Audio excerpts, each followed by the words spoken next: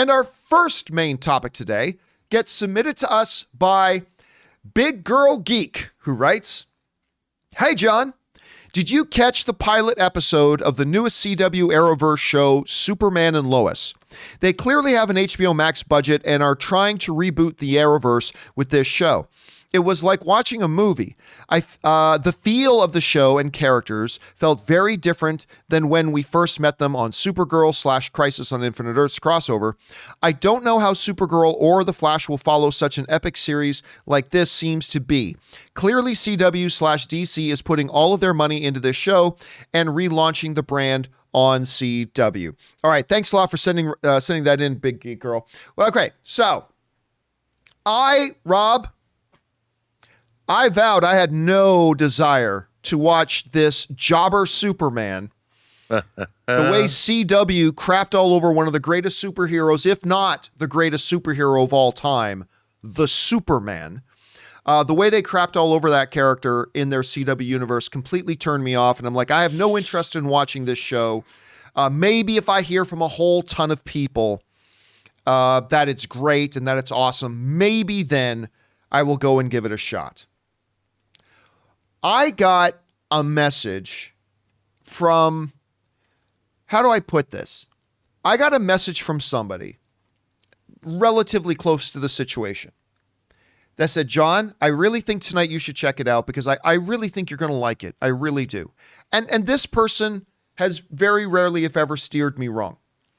So I'm like, okay, I'll give it a shot. I'll dive in and I will try this Superman.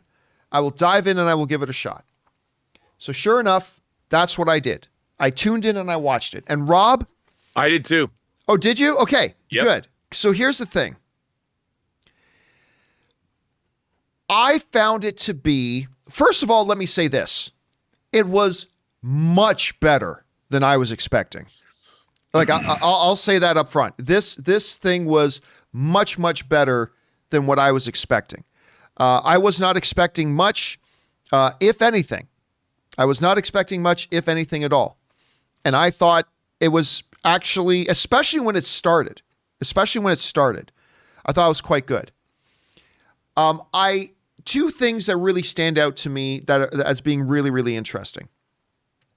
Thing number one that I found really, really interesting was the notion that this seems, and I don't want to speak out of turn, but it seems like this thing completely ignores the Arrowverse.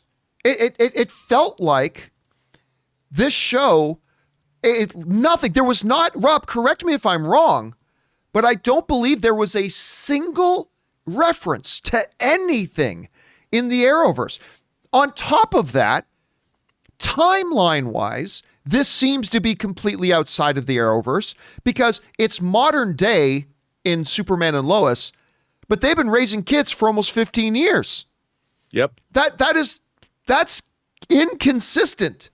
And they closed off their multiverse stuff in the Arrowverse. So it almost seems like, so I don't know, completely plugged in. I don't know what the behind the scenes scoop is, but the first thing that really jumped out to me was, oh, this seems to basically be a reboot with the same principal characters and the same principal players. It seems to be a reboot. So anyway, there was that. I found the show though, Rob, to have split personality. And here's what I mean by that. I feel like the show started as an HBO show. The first half of this show, the first 20 minutes to half hour, I felt like I don't feel like I'm watching something on CW. I feel like I'm watching something on HBO. And that is a very good thing. Because you know me, I think HBO is the king of the hill when it comes to creating original content. I think they're the best. So I'm watching the first half of this. I'm like, this feels like it's been rebooted. I don't know that it's been rebooted. I'm just saying it feels like it was rebooted. And then this feels like it was actually made by HBO. So there's that. The problem is, once you got by the first half, Rob, that's where I started to see the split personality. Because the first half of this show was HBO. The second half of this episode was very CW. And that was, to me, interesting, a little identity confusing. It got a little bit into the silliness. And again, because it's CW, Rob, and this is a minor spoiler. This is a minor spoiler for any of you who have not seen episode 1. So I'm not going to say who or how or why, but it can't be CW doing Superman, Rob, without them having Superman getting his ass kicked. CW doesn't know how to make Superman without Superman absolutely getting obliterated and getting his ass handed to him. They just don't know any other way.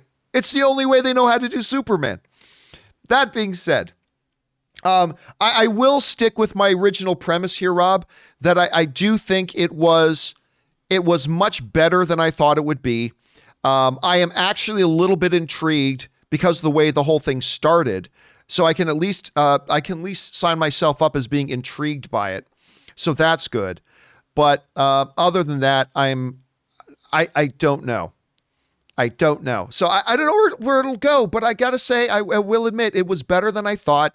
And maybe this can get, I just need them to lean more into that HBO-ness of it rather than their CW-ness as it. You know what I mean? Like, I like the Sons. I like the whole idea. I like the fact that this is a Superman facing real world, real life, real adult problems, like trying to feel connected to his kids. And that's all great. But I don't know, Rob, you had a chance to watch it. What did you think? Oh, and we've lost Rob. Give me a second here. I'm going to see if I can get Rob back here. Give me 1 minute. Oh, man. Can you hear me? I can hear you now. Yes. So go ahead. Oh, okay. I really liked it. I was actually surprised at how much I liked it. Like you said, I thought first of all, the whole approach to me was really interesting. And obviously, as somebody who worked on Superman Returns, to see the idea of fatherhood, I thought that was a terrific extension of the Superman mythology. And I'm there for that. And while, yes, that's very much more in the CW realm, I think it's a great great direction to take Superman in. You know, they've done that with like Damian and Bruce Wayne and Batman, but to have Superman have two sons and like that scene you're showing of him picking up the truck, I thought there was real awe and wonder in the show, more than I expected. And I really liked the whole relationship, and the whole idea of Morgan Edge being set up as a villain is terrific. And then, of course, the reveal of, I'm not going to say who it is, but the villain, there's another villain that has apparent superpowers. And it didn't bother me that Superman did, he got his ass kicked, but not to the point where it was embarrassing. It made sense in the context of the story that they're telling. And I was intrigued.